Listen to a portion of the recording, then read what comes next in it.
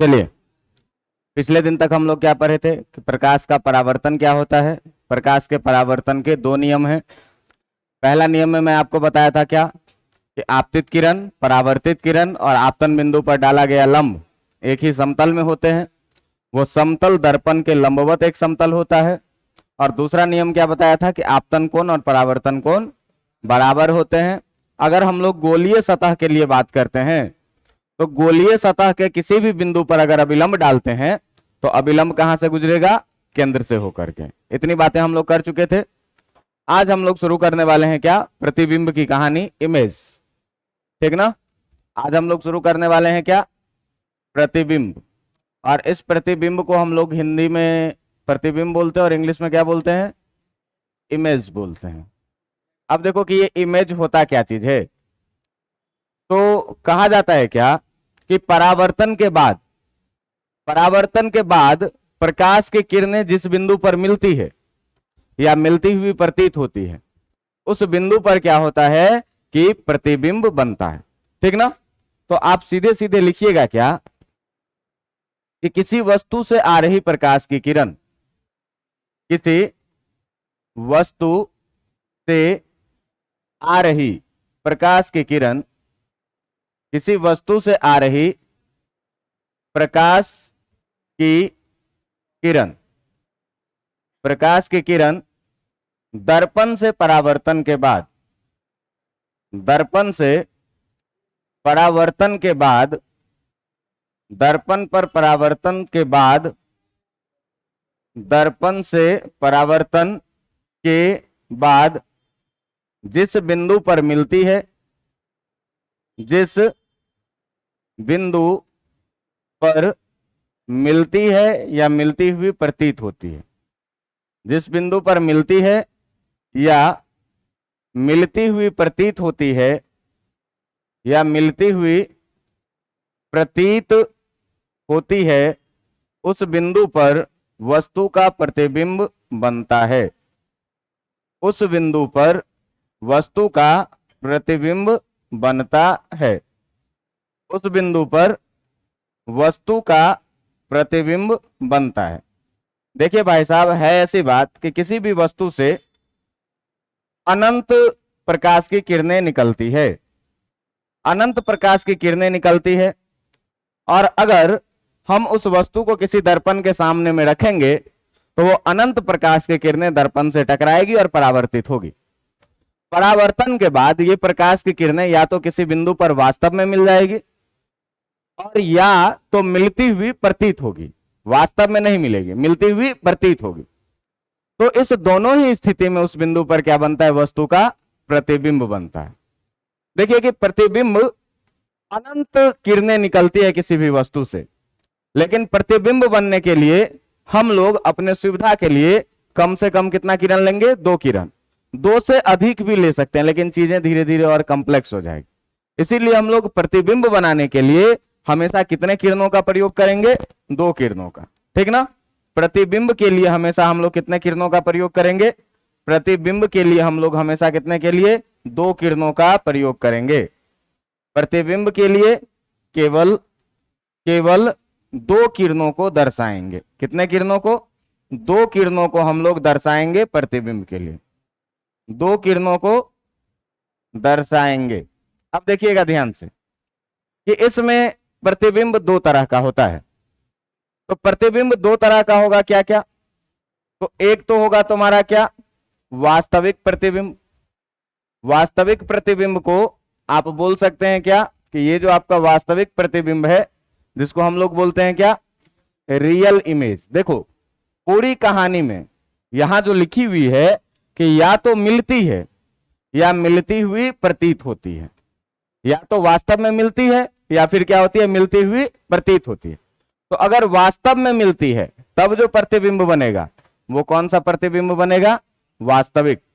और अगर मिलती हुई प्रतीत होती है तब जो बनेगा वो क्या बनेगा? काल्पनिक प्रतिबिंब। और इस काल्पनिक प्रतिबिंब को हम लोग बोलते हैं क्या? इस काल्पनिक प्रतिबिंब को क्या बोलते हैं? Virtual image. क्या बोलते हैं? Virtual image. मतलब कि किसी भी वस्तु का प्रतिबिंब बनने के लिए उस वस्तु से निकल रही प्रकाश की किरणें दर्पण से परावर्तन के बाद या तो किसी बिंदु पर मिलेगी या मिलती हुई प्रतीत होगी। अगर वास्तव में मिलेगी तो प्रतिबिंब कैसा बनेगा, अगर मिलती हुई प्रतीत होगी तो प्रतिबिंब कैसा बनेगा। देखिए, किसी भी वस्तु से अनंत प्रकाश की किरणें निकलती है, लेकिन हम लोग अपने स्टडी में प्रतिबिंब बनाने के लिए केवल कितने का उपयोग करेंगे, 2 का उपयोग करेंगे, क्योंकि 2 किरण रहेगा तो आसानी से आपको दिखेगा। लेकिन अगर अनंत किरणें ला दीजिएगा तो पूरा कॉपी क्या हो जाएगा, किरण से ही पोता जाएगा। बात समझ में आ रहा है। फिर प्रकाश के लिए कोई जगह नहीं बचेगा। ये प्रकाश और किरण लाइट वाला है, ठीक ना। ऐसे नाम सुन के लगता रहता है प्रकाश और प्रकाश की किरण, है ना। चलिए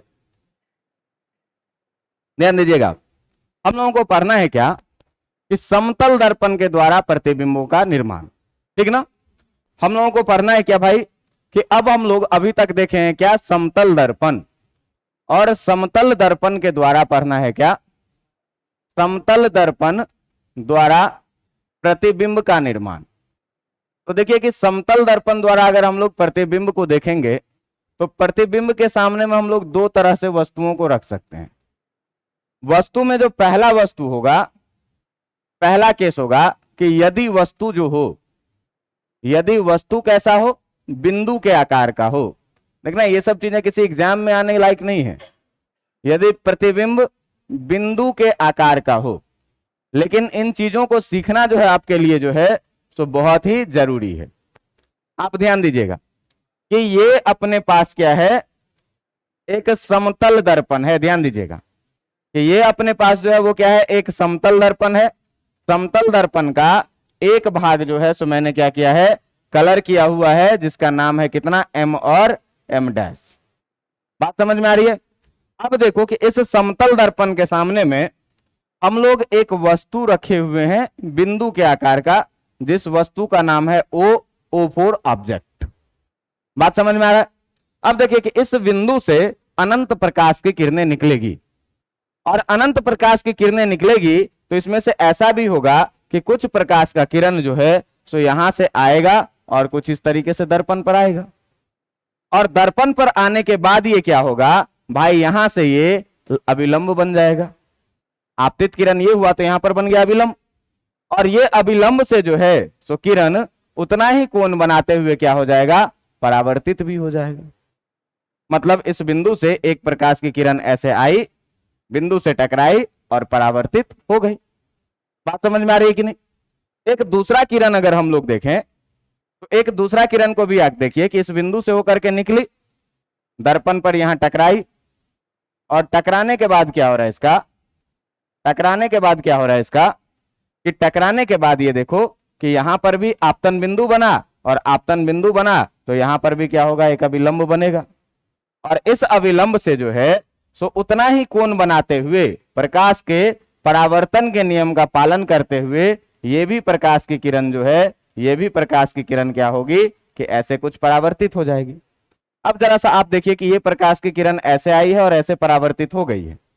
हम लोग प्रतिबिंब के बारे में क्या पढ़े हैं, हम लोग प्रतिबिंब के बारे में पढ़े हैं कि किसी वस्तु से आ रही प्रकाश की किरण दर्पण से परावर्तन के बाद, तो परावर्तन के बाद एक किरण गई इधर और एक किरण आई इधर, तो जिस बिंदु पर मिलती है या मिलती हुई प्रतीत होती है उसी बिंदु पर क्या होता है, उसका प्रतिबिंब बनता है।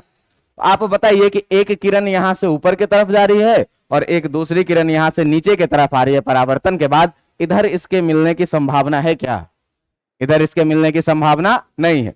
तो अगर कोई आदमी इस चीज को क्या करे, इस चीज को क्या करे कि यहां से मान लो कि देखना शुरू करे, यहां से मान लो क्या देखना शुरू करे, तो इसको लगेगा क्या कि ये जो प्रकाश की किरण है, ये जो प्रकाश की किरण है आपकी, ये किरण ये यहां से आगे नहीं जा रही है, बल्कि ये किधर आ रही है, पीछे की तरफ। बात समझ में आ रहा है कि नहीं, ये किधर आ रही है, पीछे की तरफ आ रही है। और आपको ये भी लगेगा कि ये जो प्रकाश की किरण है ये भी यहां से कैसे आ रही है, कुछ इस तरह से आ रही है। बात समझ में आ रहा है कि नहीं। अब देखिएगा आप यहां पर, अब देखिएगा आप यहां पर क्या कि यहां पर आपको ये चीजें दिखेगी क्या, जरा सा ये ज्यादा एंगल पे है, इसको थोड़ा ठीक कर लो।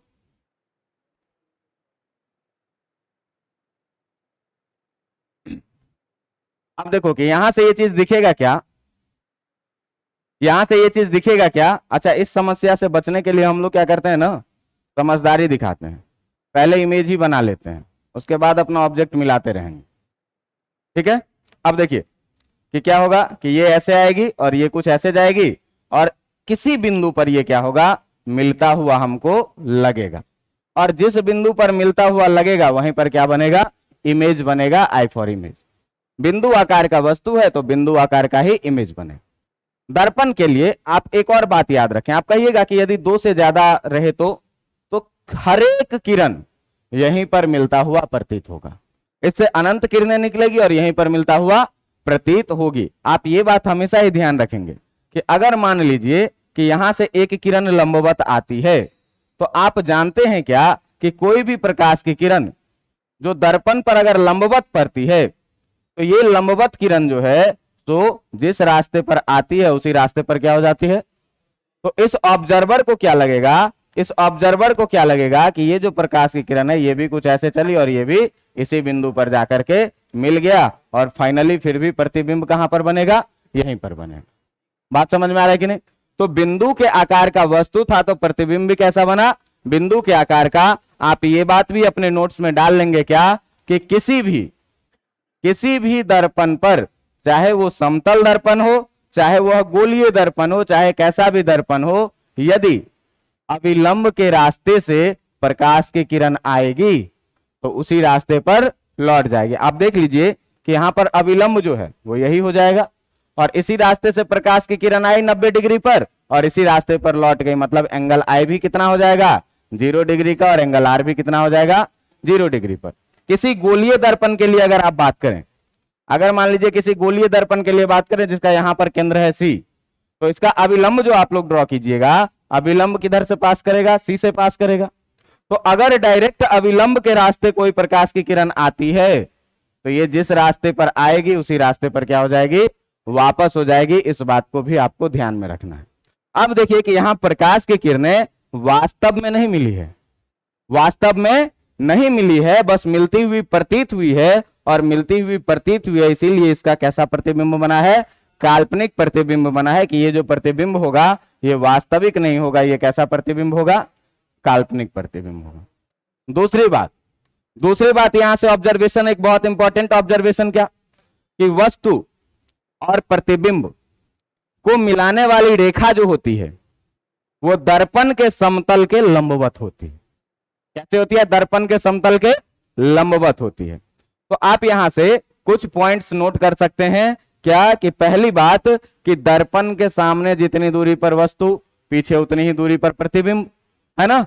और दूसरी बात क्या कि दर्पण के सामने वस्तु से पीछे प्रतिबिंब को मिलाने वाली रेखा जो होगी वो क्या होगी, दर्पण के समतल के लंबवत होगी। बात समझ में आ रही है? तो यहां पर भी हम लोग देखें क्या कि जो बना प्रतिबिंब है, जो बना प्रतिबिंब है वो बना प्रतिबिंब कैसा है भाई, तो बना प्रतिबिंब कैसा है, तो पहली बात है ये क्या कि ये कैसा है, आभासी प्रतिबिंब है, वर्चुअल इमेज है, काल्पनिक प्रतिबिंब है।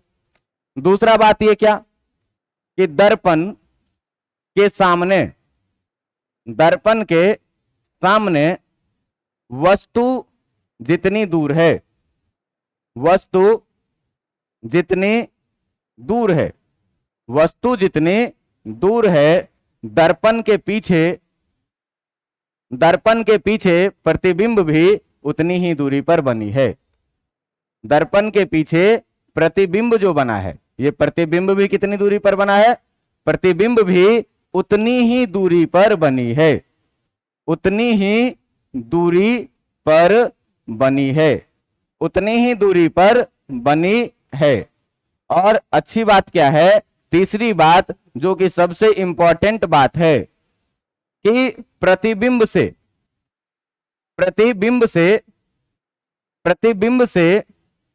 वस्तु को मिलाने वाली रेखा, प्रतिबिंब से वस्तु को मिलाने वाली जो रेखा है, ये मिलाने वाली रेखा हमेशा क्या होगी, तो दर्पण सतह के कैसी होगी, दर्पण सतह के लंबवत होगी। कैसे भी रहे कैसी होगी? दर्पण सतह के लंबवत होगी। यहां से ये तीन चीजें हमको इंफॉर्मेशन मिली है।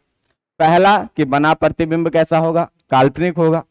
दूसरी बात ये कि दर्पण के सामने वस्तु जितनी दूरी पर है प्रतिबिंब भी उतना ही दर्पण से पीछे बनेगा, ठीक ना। और आप एक और बात रख सकते हैं, चौथा बात भी क्या, कि वस्तु का आकार, वस्तु का आकार। तो यहां पर हम लोग आकार का जिक्र इसीलिए नहीं कर पाएंगे कि वस्तु बिंदु के जैसा है, तो प्रतिबिंब भी बिंदु के जैसा ही बनेगा, तो आप कह सकते हैं कि आकार समान है।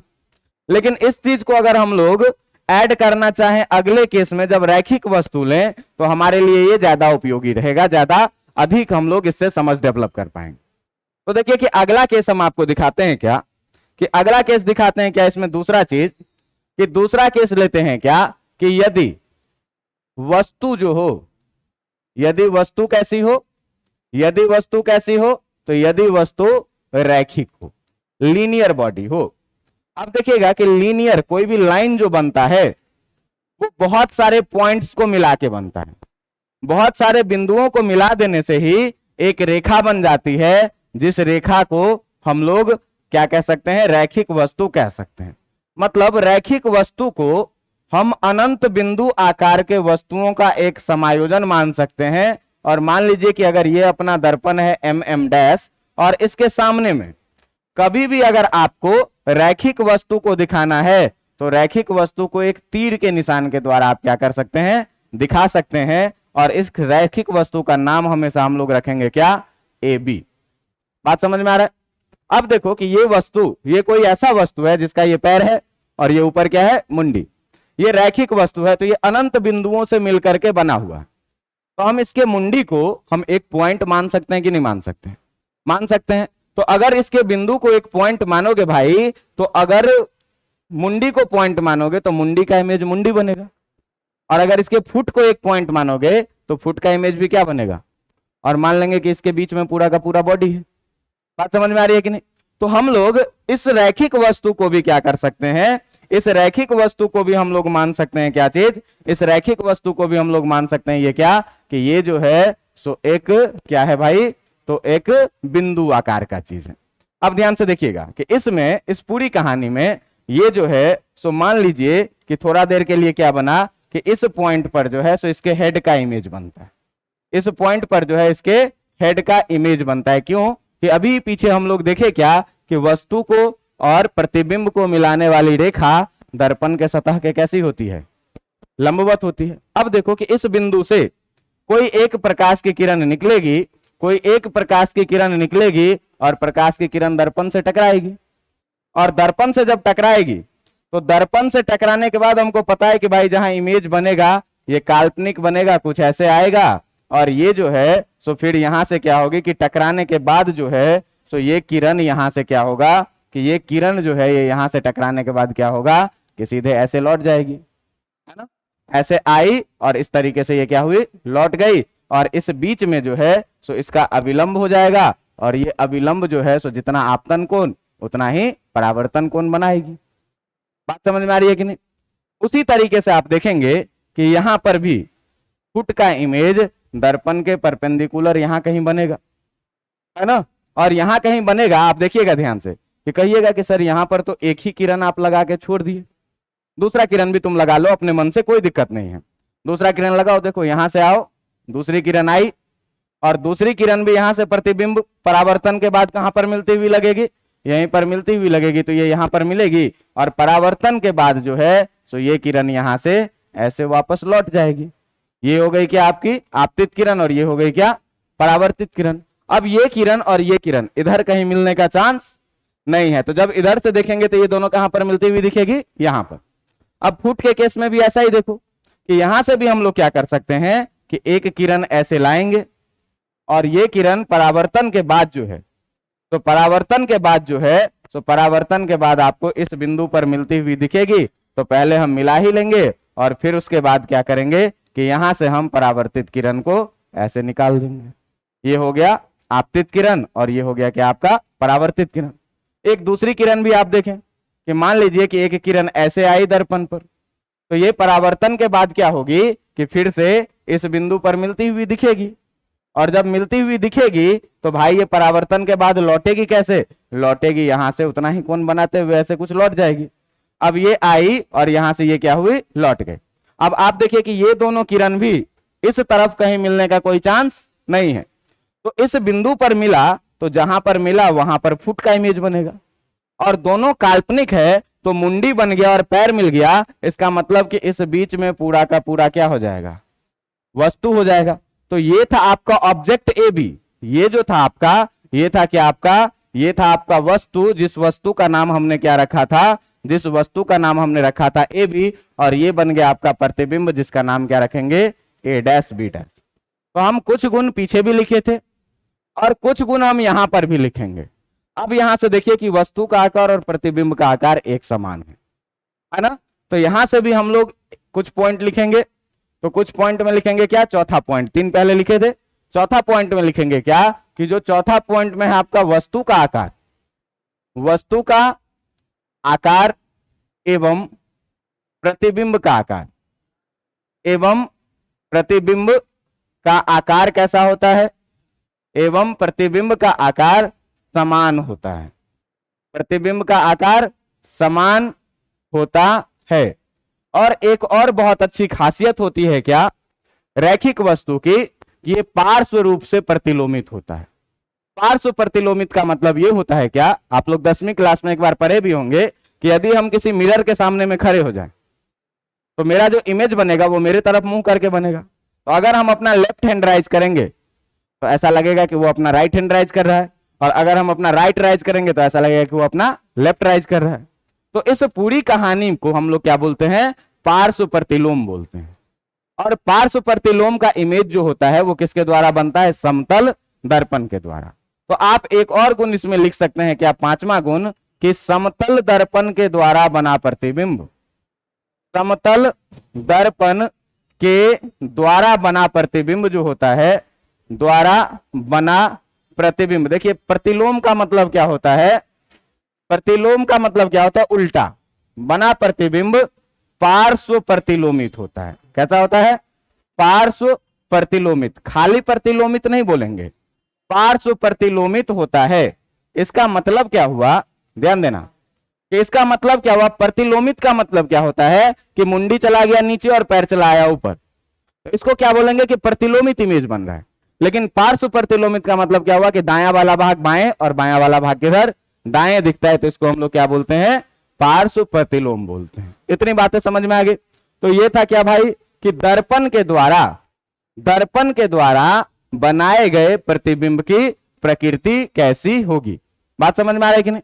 अब अगर कोई आदमी पूछ दे कि मान लो कि ये कोई आदमी खड़ा है और इसको अपना इमेज देखना है, आपसे पूछ दे कि एक आदमी को अपना पूरा इमेज देखने के लिए कम से कम दर्पण का आकार कितना बड़ा होना चाहिए। आपसे कोई आदमी पूछ दे कि एक आदमी को अपना पूरा प्रतिबिंब देखने के लिए कम से कम कितना बड़ा आईना होना चाहिए, कम से कम। अधिक से अधिक आप कहोगे कि सर पूरा हॉल के आकार का बना लेंगे आईना और उसमें पूरा का पूरा दिखेंगे, लेकिन कम से कम तो इतना छोटा बड़ा आईना लेकर के अपना पूरा बॉडी एक साथ में देख सकते हो क्या, नहीं देख सकते हो। तो यहां देखिए कि आपसे ये सवाल पूछा जा सकता है क्या कि किसी भी आदमी को अपना पूरा प्रतिबिंब देखने के लिए कम से कम जो है सो कितनी कितनी बड़ी आईने की जरूरत पड़ेगी। अब ध्यान दीजिए कि इसको हम लोग सिद्ध करके देखेंगे, ठीक है। तो आप ध्यान दीजिएगा क्या कि यहां पर हम लोग पॉइंट करके लिख लेते हैं और फिर उसको सिद्ध करके देखते हैं कि किसी भी व्यक्ति को, किसी भी व्यक्ति को अपना पूर्ण प्रतिबिंब देखने के लिए, अपना पूर्ण प्रतिबिंब देखने के लिए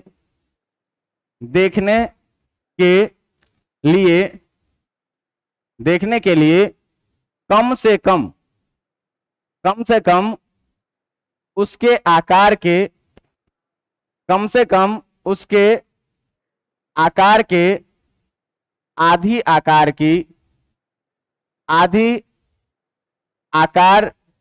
की दर्पण की आवश्यकता होती है। आधी आकार की दर्पण की आवश्यकता होती है। अगर आधा से छोटा रहेगा, अगर आधा से छोटा रहेगा तो वो अपना पूरा इमेज एक साथ नहीं देख सकता है। मतलब कि अगर आदमी 10 फुट का है तो उसको कम से कम 5 फुट का आईना चाहिए अपना पूरा इमेज देखने के लिए। अब इस चीज को देखिए कि हम लोग प्रूफ करके देखते हैं। तो मान लीजिए क्या कि अब मैं छोटा सा डायग्राम बनाऊंगा। मान लीजिए क्या कि ये जो है ये क्या है, अपना एक दर्पण है, और इस दर्पण के सामने में एक आदमी यहां पर खड़ा है, अब देखो कि इस आदमी का प्रतिबिंब कैसे बनेगा। तो इस आदमी का प्रतिबिंब का अगर हम लोग बात करें तो यहां से बनेगा प्रतिबिंब इतना ही दूर पीछे बनेगा, है ना। इस आदमी का प्रतिबिंब बनेगा कहां, इतना ही दूर पीछे। कुछ ऐसा प्रतिबिंब अभी हम लोग देखे थे, रैखिक वस्तु के लिए बना प्रतिबिंब, इसको बोले थे क्या, ए बी, और इसको क्या बोले थे, ए डैश और बी डैश। देखो जरा सा हम लोग किरण का बात करें तो किरण ऐसे आई थी और यहां पर मिलती हुई लगी थी, और ये किरण ऐसे परावर्तन होकर चली गई थी। अगर हम लोग फिर से किरण का बात करें तो एक किरण यहां से कुछ ऐसे आई थी और यहां से ये यहां पर मिलती हुई लगी थी, और यहां से ये ऐसे परावर्तित होकर चली गई थी। दूसरे किरण का अगर आप बात करें तो इस तरीके से आई किरण, यहां पर मिलती हुई लगी और यहां से ऐसे परावर्तन होकर चली गई। बात समझ में आ रहा है कि नहीं। दूसरा किरण नहीं समझ रहे हो, नहीं राजीव जैसे बोल रहे हैं वैसे लग रहा है कि वो दूसरा किरण समझ रहा है, ठीक है। मिलेगी बेटा मिलेगी, टेंशन ना लो, ठीक है।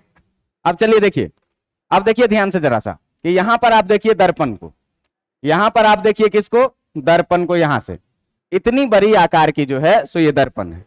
अब इस बीच में आपको ध्यान से देखना है कि हम ये बात जानते हैं क्या कि भाई दर्पण के सामने जितनी दूरी पर वस्तु है, अगर ये दूरी को L मान लो तो प्रतिबिंब भी यहां से कितनी दूरी पर बनेगी, इतनी ही दूरी पर बनेगी, L दूरी पर। बात समझ में आ रही है कि नहीं। अब जरा सा देखो कि अगर हम क्या करें कि यहां से क्या करें कि हम इसको थोड़ा सा मिला लें, तो आपको इसमें देखिए कि एक त्रिभुज दिख रहा है ऐसा और एक त्रिभुज दिख रहा है ऐसा। आप ध्यान से देखेंगे कि ये दोनों त्रिभुज, जो ये बड़ा वाला त्रिभुज है और जो ये छोटा वाला त्रिभुज है, ठीक ना, ये जो छोटा वाला त्रिभुज है इधर और ये जो बड़ा वाला त्रिभुज है इधर, ये दोनों त्रिभुज आपको समरूप दिख जाएगा। एक कोण 90 डिग्री का, इसके लिए दोनों ये कोण कैसा, कॉमन, तो दो कोण बराबर हो गया तो त्रिभुज कैसे हो गए, समरूप। अब समरूप त्रिभुज के लिए आपको यह बात पता होगा कि समरूप त्रिभुज के लिए जो है सो होता क्या चीज है भाई, तो समरूप त्रिभुज के लिए जो है सो भुजाओं का अनुपात क्या होता है, बराबर होता है। तो देखो कि यहां से यहां तक कितना लेंथ, 12, ये L और ये यहां से यहां तक भी कितना, 12। तो तुम बताओ कि जो यहां से यहां तक का ये लेंथ होगा इसके बीच में, ये कितना हो जाएगा, इसका आधा हो जाएगा, ये है ना, आधी दूरी पर है तो ये 12 हो जाएगा। तो इस दोनों का रेशियो जो है, आप ध्यान दीजिएगा कि अगर बी बी डैश का बात करें तो बी बी डैश है कितना, 12, है ना। और अगर हम इस बीच में मान लीजिए कि बी एल का बात करें तो जो बी एल है, यहां इस पॉइंट का नाम रख लो O, जो बी ओ है वो किसके बराबर में है, L के बराबर। तो अगर इस पूरे समरूप त्रिभुज में इस दोनों का रेशियो लोगे तो तुम देखो कि जो बी बी डैश आ जाएगा और बट्टा जो बी ओ आ जाएगा वो तुम्हारा कितना आ जाएगा, 12/L, और ये L से L कट के आ जाएगा कितना, 2। अब ध्यान दीजिएगा कि जब ये चीज आ गई तो आप मुझे ये चीज बताइए क्या कि इमेज बनने के लिए, ध्यान दीजिएगा कि इमेज बनने के लिए ये जो प्रतिबिंब यहां पर आई, इसको हम पीछे वाले डायग्राम में आपको ज्यादा अच्छा क्लियर दिखा पाएंगे कि मान लीजिए कि ये जो प्रतिबिंब यहां से आई और ये जो प्रतिबिंब यहां से आई, अगर ये दोनों प्रतिबिंब ही यहां पर मिल करके यहां पर इमेज बना ले तो काम हो जाएगा। आप जरा सा ये बताएं मुझे इसमें कि इमेज के इस वाले पोर्शन का कोई काम है क्या इमेज बनने के लिए, और इस वाले पोर्शन का भी कोई काम है क्या इमेज बनने के लिए, इस दोनों पोर्शन का कोई काम नहीं है। तो आप इस बीच का चीज, इतना नहीं, ये इतना का कोई काम नहीं है इसमें बनने के लिए, और इसमें भी जो है सो तुम देखो कि इतना का कोई काम नहीं है बनने के लिए। तो इस पूरे चीज में तुम देखो क्या कि इस पूरे चीज में कि ये भाग जो है सो वस्तु के आकार के बराबर और ये भाग भी प्रतिबिंब के आकार के बराबर। लेकिन इसमें जरा सा देखो कि अब इस त्रिभुज में मान लो कि इसको हम यहां से मिला लें और ये फुट पर मिला दें इसको, तो ये एक पूरा त्रिभुज तुमको दिखेगा, जिस त्रिभुज में आपको ये भाग भी दिखेगी L और ये भाग भी कितनी दिखेगी, L। और आप देख रहे हैं कि ये पूरा भुजा जो है ये 2L का है। तो इस पूरे भुजे का और इस आधे भुजे का अगर हम अनुपात लेंगे तो अनुपात जो लेंगे तो ये अनुपात भी कितना हो जाएगा, 2l/L का हो जाएगा। अब देखिए कि यहां से अगर हम इस पूरे का यहां से मिला हो ऐसे, ठीक ना, और इस चीज को देखो कि इस त्रिभुज में देखो तुम, इस त्रिभुज में देखो तुम ध्यान से कि इस पॉइंट का नाम रख लेते हैं O, इस पॉइंट का नाम रख लेते हैं M। अब देखना यहां से कि इस दोनों का जब हम लोग नाम अलग अलग रख लिए तो इस त्रिभुज में देखो ABA' में, ABA' एवं किस में देखो तो ABA' में देखो, और तुम देखो OMA' में देखो, OMA' में देखो जरा सा। इस दोनों में जरा सा ध्यान से देखना कि इस दोनों में जरा सा ध्यान से देखना कि अगर हम BA' और अपॉन में लिखें क्या, अपॉन में लिखें हम क्या OA', तो इसको कितना लिखेंगे 2l बाई कितना लिखेंगे L लिखेंगे, जो कितने के बराबर में आ जाएगा 2 के बराबर में। और समरूप त्रिभुज में आप जानते हैं कि जो कॉरेस्पॉन्डिंग साइड होता है उसका रेशियो क्या होता है, सेम होता है। तो तुम देखो कि अगर हम यहां पर लिखें AB, तो AB का कॉरेस्पॉन्डिंग साइड ये कितना हो जाएगा OM, ये भी कितना होना चाहिए 2 के बराबर में होना चाहिए। इसका मतलब कि आप देखेंगे कि जो OM हो AB होना चाहिए यहां से, ये कितना होना चाहिए 2 टाइम्स OM के, और 2 टाइम्स OM के होना चाहिए। तो आप देखिए कि यहां से जो OM होगा वो कितना होगा AB बट्टा कितने का 2 का, मतलब यहां पर जो OM है वो कितना वस्तु के आकार के आधे आकार का। तो नीचे वाले पोर्शन का भी अगर हम बात करेंगे तो ये भी कितना हो जाएगा वस्तु के आकार के आधे आकार का। तो अगर ये 2x का होगा तो ये कितने का हो जाएगा x का, मतलब वस्तु अगर 2x लंबा है तो हमको मिरर कितना बड़ा चाहिए x लंबाई का चाहिए। तो इस सीधे सीधे बात आप याद रख लीजिएगा, किसके लिए ऑब्जेक्टिव के लिए याद रख लीजिएगा कि ऑब्जेक्टिव में अगर ऐसे सवाल पूछे जाते हैं कि पूरा प्रतिबिंब देखने के लिए समतल दर्पण का आकार कितना होना चाहिए, तो आप एक लाइन में याद रखेंगे क्या कि जितना बड़ा वस्तु है उसके आकार के आधी आकार का जो है सो अगर क्या रहेगा दर्पण रहेगा तो हम अपना पूरा प्रतिबिंब स्पष्ट रूप से देख सकते हैं।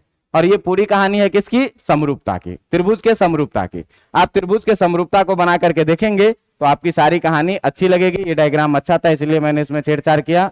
अब इस पूरे डायग्राम को जो है सो थोड़ा क्लियर करने के लिए, गलती कर दी, पहले ही फोटोकॉपी कर लेना चाहिए था, है ना। चलो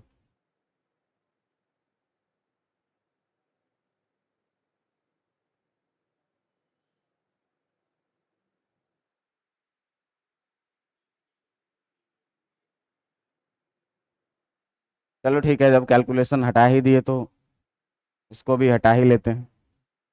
अब देखो कि ये चीज तो आपको याद रहनी चाहिए क्या कि भाई कितने की आवश्यकता होगी, आधे लंबाई की दर्पण की आवश्यकता होगी। अब देखो कि इस कॉन्सेप्ट पर सवाल बनाने के लिए, इस कॉन्सेप्ट पर सवाल बनाने के लिए जो है सो आपसे क्या चीज पूछेगा, सवाल कैसे पूछेगा। तो सवाल बनाने के लिए बस आप एक ही लाइन याद रखिएगा कि दर्पण और प्रतिबिंब को मिलाने वाली रेखा दर्पण के सतह के कैसी होती है, लंबवत होती है।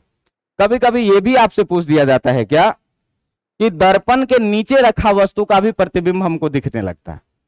तो कैसे दिखने लगता है ये जरा सा देखना कि मान लो भाई कि अगर ये वस्तु है, अगर ये वस्तु है ऐसी कुछ दर्पण है ये ऐसी, और इस दर्पण के सामने में एक वस्तु रखी हुई है, कहां पर, एक वस्तु रखी हुई है यहां पर, एक वस्तु रखी हुई है कहां पर, यहां पर। अब देखना कि अगर इसके प्रतिबिंब का हम लोग बात करेंगे तो एक रेखा यहां से निकलेगी, और ये रेखा जो है सो आप ध्यान देना कि जो दर्पण का सतह है, ये दर्पण का सतह कुछ ऐसा है, और दर्पण से इमेज और ऑब्जेक्ट को मिलाने वाला जो लाइन होगा, ये लाइन क्या होगा, दर्पण के सतह के कैसे, लंबवत होगा, मतलब इधर कहीं पर जाकर के क्या बनेगा, इमेज बनेगा। अब देखना कि ये लाइन यहां पर आएगी तो ये यहां पर मिलती हुई लगेगी जब तो इमेज बनेगी। इसका मतलब कि ये जो रेखा है ये ऐसे क्या हो जाएगी, यहां से परावर्तित हो जाएगी। अब यहां से दूसरी रेखा किधर डालें सर, तो आप दूसरी रेखा भी इधर ही डालें, मिरर पर ही, मिरर पर डालिएगा। ये भी परावर्तन के बाद आपको कहां पर मिलता हुआ दिखेगा, इसी बिंदु पर मिलता हुआ दिखेगा, और परावर्तन के बाद ये कुछ ऐसे परावर्तित हो जाए। बात समझ में आ रहा है। तो वस्तु है रखा हुआ दर्पण के नीचे, लेकिन फिर भी इसका प्रतिबिंब दिख रहा है। देखने वाला कहां पर होना चाहिए, देखने वाला होना चाहिए यहां पर। बात समझ में आ रहा है। अगर यहां से देखेंगे तो ये ऐसे परावर्तित हो जाएगा, लेकिन परावर्तित होने के बाद जो है तो ये इमेज कहां पर बनेगा, यहां पर। दूसरा चीज देखने वाला अगर यहां भी होगा, मान लो थोड़ी देर के लिए, कि अगर यहां से ऑब्जर्व किया जा रहा है, तो यहां से ऑब्जर्व किया जा रहा है तो इसको ये प्रतिबिंब आता हुआ दिखेगा, लेकिन ये प्रतिबिंब मिलता हुआ कहां दिखेगा, इसको पीछे।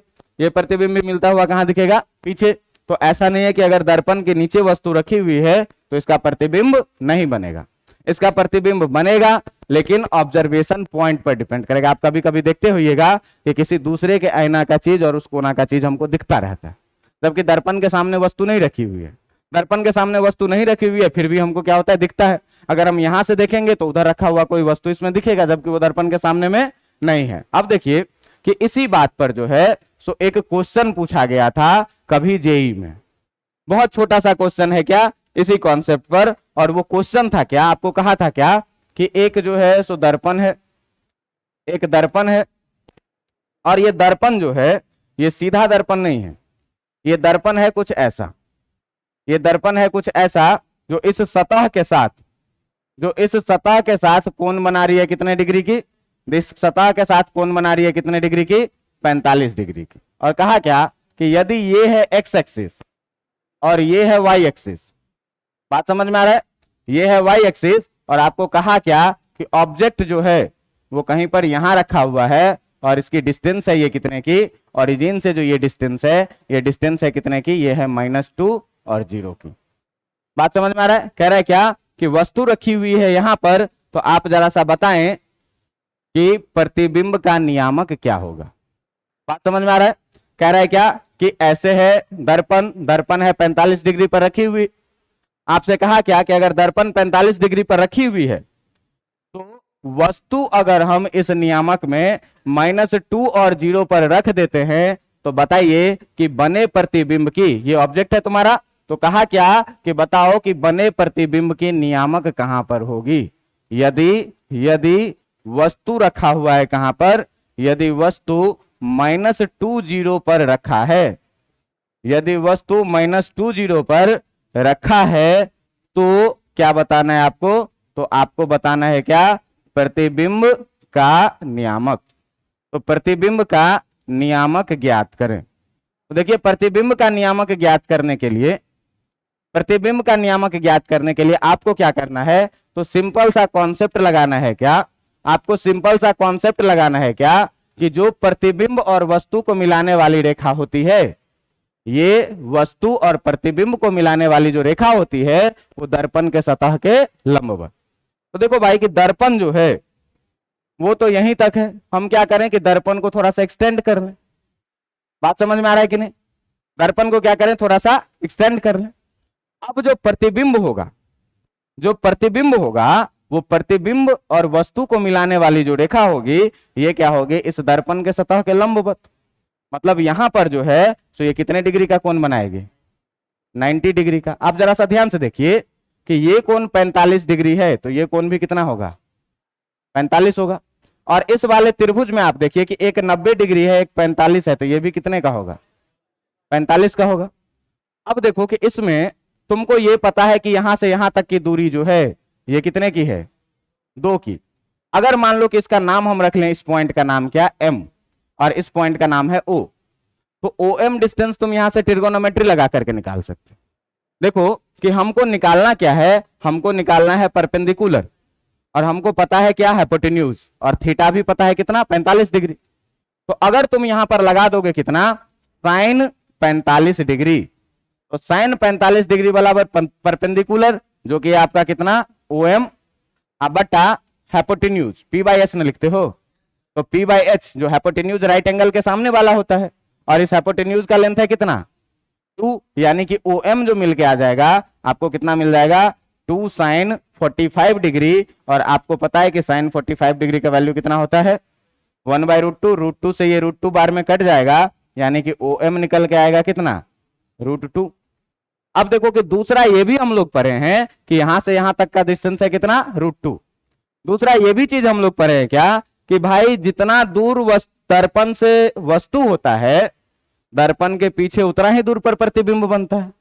इसका मतलब कि ये जो प्रतिबिंब बनने वाला है इधर कहीं, जो प्रतिबिंब बनने वाला है इधर कहीं, ये भी कितने डिस्टेंस पर होगा, ये भी यहां से √2 डिस्टेंस पर होगा। अगर ये कितना डिस्टेंस है, √2 डिस्टेंस है। तो अब इस बड़े वाले त्रिभुज में देख लो, इसका नाम मान लो कुछ भी रख लेते हैं, एन रख लो, ठीक ना। अब इस बड़े वाले त्रिभुज में देखो कि ये पूरा 90 डिग्री है कि नहीं।